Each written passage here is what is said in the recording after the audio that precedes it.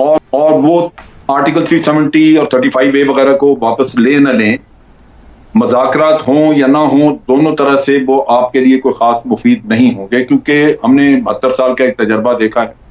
फिर मोदी का अपना एक कैरेक्टर है कि इस शख्स ने जो भी स्टेप उठाया या इसने वापस नहीं किया, उसके इफेक्ट्स निकले हैं, उसके मसाइल पैदा हुए हैं, लेकिन वो शख्स जो है वो अपने स्टेप के ऊपर जमा रहा। और यहाँ भी यही सूरत है कि वो इससे कभी नहीं हटेगा। लेकिन अगर आप मज़ाकरात कर लें उसके बगैर, तो आपको वैसे भी कुछ हासिल नहीं है।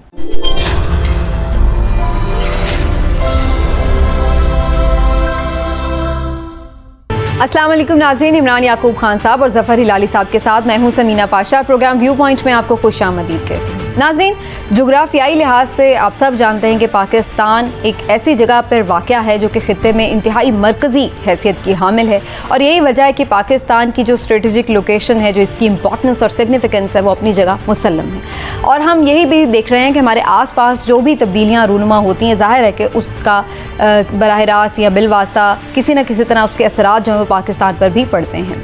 आजकल भी आप देख रहे हैं अफ़गानिस्तान से जब अमेरिका निकलने की बात कर रहा है तो उसमें भी बहुत सारी चीज़ें चल रही हैं। इसके साथ साथ जो इंडिया के साथ हमारे ताल्लुकात हैं वो भी मुसलसल ऐसे हैं कि जिन पर नज़र रखनी पड़ती है। तो गोया हमारी मशरक़ी और मगरबी दोनों सरहदें जो हैं इस वक्त वो ऐसी सिचुएशन में हैं कि जहाँ पर हमारे गहरे स्टेक्स भी हैं और नज़र रखने की भी ज़रूरत है। इस हवाले से प्राइम मिनिस्टर ऑफ पाकिस्तान ने इम्पॉर्टेंट पॉलिसी स्टेटमेंट्स दिए हैं जो मैं आपके साथ शेयर करना चाह रही हूँ।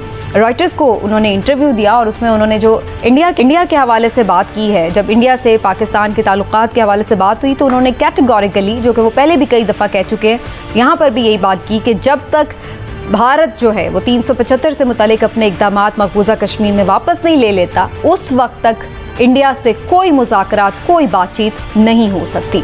इसके साथ साथ मैं आपको ओवरऑल वैसे बता दूं कि उन्होंने ये जेस्चर दिया कि पाकिस्तान बिल्कुल मुज़ाकरात के लिए तैयार है भारत के साथ और चाहता है कि यहाँ पर अमन कायम हो, लेकिन उसके लिए उन्होंने फिर वही बात की कि भारत मकबूजा जम्मू कश्मीर की हैसियत की बहाली का सबसे पहले लाएअमल दे। फिर उन्होंने कहा कि मौजूदा हालात में भारत से तिजारत करना कश्मीरियों और उनके शहीदों से गद्दारी होगी। उन्होंने कहा कि हमेशा भारत के साथ मुहज़्ज़ब और वाज़ेह ताल्लुकात चाहता हूँ। बर्रे सगीर में गुर्बत ख़त्म करना चाहते हैं तो तिजारत बेहतरीन रास्ता है। इसके साथ साथ उन्होंने अफ़गानिस्तान के हवाले से भी अहम पॉलिसी स्टेटमेंट दिया और कहा कि अफ़गानिस्तान में स्ट्रेटेजिक गहराई की पॉलिसी तब्दील की है। अफ़गानिस्तान से मुतालिक पाकिस्तान में इस वक्त बहुत से खदशात हैं। अगर पड़ोसी मुल्क में खाना जंगी हुई तो सबसे ज़्यादा मुतासिर पाकिस्तान होगा। अमेरिका के अफ़गानिस्तान से इनखला से कबल सियासी मफाहमत की भरपूर कोशिश करेंगे। और उन्होंने ये भी कहा कि अमेरिकी फ़ौज के इनखला के ऐलान से ही अफ़गानिस्तान में तशद्दुद में इजाफा देखने में आया है। तो गोया ज़ाहिर है उन्हें भी इस चीज़ का इदराक है कि सिचुएशन यहाँ पर भी काफ़ी ख़राब हो सकती है। इस सारी सूरत हाल में जब पाकिस्तान के मशरक़ी और मगरबी दोनों बॉर्डर्स जो हैं वो इस वक्त हमें नज़र आ रहे हैं कि कुछ कशीदा खुदा न खास्ता हो भी सकते हैं, तो ऐसी सूरत हाल में पाकिस्तान की स्ट्रेटजी क्या होनी चाहिए, कैसे पाकिस्तान को सिफारती लिहाज से भी डील करना चाहिए, इन तमाम मामलात पर आज खुसूसी सबसे पहले गुफ्तगू करते हैं। आज हमारे साथ जैसे कि आप जानते हैं ज़फ़र हिलाली साहब और इमरान साहब तो होते ही हैं, लेकिन ख़ास तौर पर जनरल अमजद शुएब साहब ने भी हमें ज्वाइन किया, उन्हें भी हम शामिल गुफ्तगू करते हैं। Thank you so much general साहब, आपका बहुत शुक्रिया, आपने हमें अपना वक्त दिया। जनरल साहब, आज आप हमारे साथ मौजूद हैं तो मैं सबसे पहले आज आपसे ही बातचीत का आगाज़ करना चाह रही हूँ। सबसे पहले तो सर ये बताएं कि प्राइम मिनिस्टर साहब की जानिब से ये जो सबसे वाज़ेह बात कर दी जाती है कि 375 की जब तक मामला जो जिस तरह से थे 5 अगस्त से पहले उस तरह नहीं हो जाते, नहीं हो सकती बातचीत। आप समझते हैं कि ऐसी सूरत में भारत पाकिस्तान से मुज़ाकरात के लिए कोई इतना डेस्परेट है कि वो ये इक़दामात वापस ले सकता है? बिस्मिल्लाहिर्रहमानिर्रहीम। देखिए, भारत मुज़ाकरात करता है मुज़ाकरात के लिए और वक्त को टालता है, वक्त गेन करता है, और वो आर्टिकल 370 और 35A वगैरह को वापस ले न लें, मज़ाकरात हों या ना हों, दोनों तरह से वो आपके लिए कोई ख़ास मुफीद नहीं होंगे, क्योंकि हमने 72 साल का एक तजर्बा देखा है। फिर मोदी का अपना एक कैरेक्टर है कि इस शख्स ने जो भी स्टेप उठाया या इसने वापस नहीं किया, उसके इफेक्ट्स निकले हैं, उसके मसाइल पैदा हुए हैं, लेकिन वो शख्स जो है वो अपने स्टेप के ऊपर जमा रहा। और यहाँ भी यही सूरत है कि वो इससे कभी नहीं हटेगा। लेकिन अगर आप मज़ाकरात कर लें उसके बगैर, तो आपको वैसे भी कुछ हासिल नहीं है। इसमें दो नुकात हैं देखने वाले। एक तो ये है कि उसने जो आर्टिकल 35A खत्म किया था उसकी वजह से वो शरीयत जो है वो वहां पे लोगों को धड़ाधड़ देते जा रहे हैं, और वो वक्त गेन करेंगे कि 2-4-5 साल में यहाँ पे आबादी का तनासब बदल जाए। जिन लोगों को शरीयत दे रहे हैं उनकी शराइत कुछ और है कि वो थोड़े वक्त के लिए कश्मीर में रह चुके हैं 5 साल ये वो, लेकिन कोई केरला में रहता है, कोई उत्तर प्रदेश में रह रहा है, वो सिर्फ वोट डालने के लिए आ जाएंगे।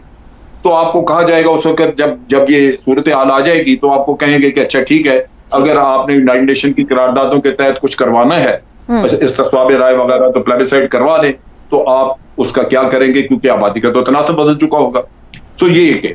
दूसरी तरफ ये है कि वो उसको यूनियन टेरिटरी बना के, तो उन्होंने वहां पे अपने तौर पे डेवलपमेंट जो यूनियन करना चाहेगी वो करेगी, और जिस तरह जमीनें वो खरीद रहे हैं जबरदस्ती कश्मीरियों की, ये सूरत हाल ये अक्सर बदल जाएगी अगर हम इसको आर्टिकल 370 और 35A को वापस लाने का कुछ नहीं करते। तो मेरा ख्याल है कि ये शर्त रखना कम से कम आपकी फेस सेविंग है कि चूंकि इन्होंने अपनी वो कंडीशन ये सूरत हाल वो वापस नहीं की, लिहाजा हम बात कर रहे हैं। ठीक, जल साहब साथ रहिएगा। हिलाली साहब, आपको क्या नजर आ रहा है? सर, बाज लोगों का पॉइंट ऑफ व्यू ये भी है कि जब टेबल पे बैठेंगे ही नहीं तो फिर उन्हें कन्विंस भी कैसे करेंगे कि भाई आप ये वापस लें? ये तो बातचीत से ही ना सिर्फ ये कि ये वापस लेने के इकदाम हो सकते हैं, बल्कि आगे भी फर्दर कश्मीर पर बातचीत के लिए भी जरूरी है कि टेबल पे बैठें। डू यू थिंक सो कि पाकिस्तान ने ये शर्त ठीक रखी है? टेबल पे तो बैठे हुए हैं ना, ये इंटेलिजेंस टॉक्स और कॉन्टैक्ट्स तो हो रहे हैं, खुद माना है इन्होंने कि ये हो रहे हैं। नेशनल सिक्योरिटी एडवाइजर्स बात कर रहे हैं और कोई मिलिट्री ऑफिशियल्स भी जो हैं वो बात कर रहे हैं। तो ये बात नहीं है। मैं सिर्फ हमारे प्राइम मिनिस्टर साहब के बारे में एक थोड़ा सा उनको अगर मैं दे सकूं, थोड़ा सा मशवरा देता हूं कि पहले तो उन्होंने कहा कि इंडिया को रिवर्स करे अपना स्टांस।